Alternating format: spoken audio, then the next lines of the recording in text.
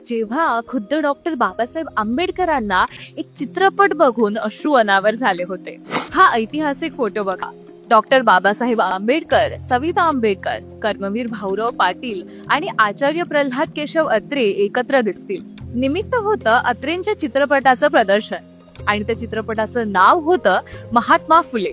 जानेवारी 1954 मध्ये प्रदर्शित झालेला आचार्य अत्रेंनी निर्मित, लिखित आणि दिग्दर्शित केलेला महात्मा फुले यांच्या जीवनावरचा हा सिनेमा अनेक कारणांसाठी ऐतिहासिक आहे।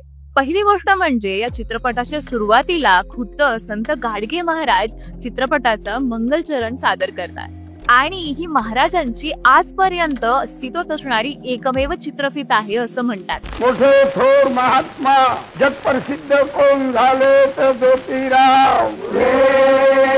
समाजसुधारक कर्मवीर भाऊराव पाटील सुद्धा निवेदक म्हणून या चित्रपटात झळकतात। इतकंच नाही तर बाळासाहेब ठाकरेंचे वडील प्रबोधनकार केशवराव ठाकरे यांनी सुद्धा या चित्रपटात एक भूमिका साकारली आहे।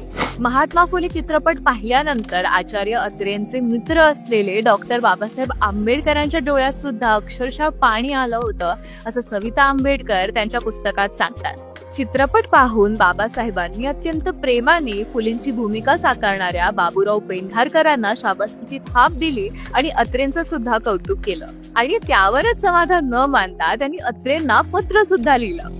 अशी या सिनेमाची कहाणी। आता फुले सिनेमाच्या प्रदर्शनावरून वाद सुरू असताना तुम्ही हा जुना चित्रपट YouTube वर बघू शकता। 1955 साली महात्मा फुले सिनेमाला राष्ट्रीय पुरस्कार सुद्धा मिळाला होता। हा फक्त एक सिनेमा नव्हता, ती एक चळवळ होती। जाणकार माणसांच्या हातात असला तर सिनेमा सामाजिक बदलाचं साधन बनू शकतो। हे तेव्हा जितकं खरं होतं तितकं आजही आहे।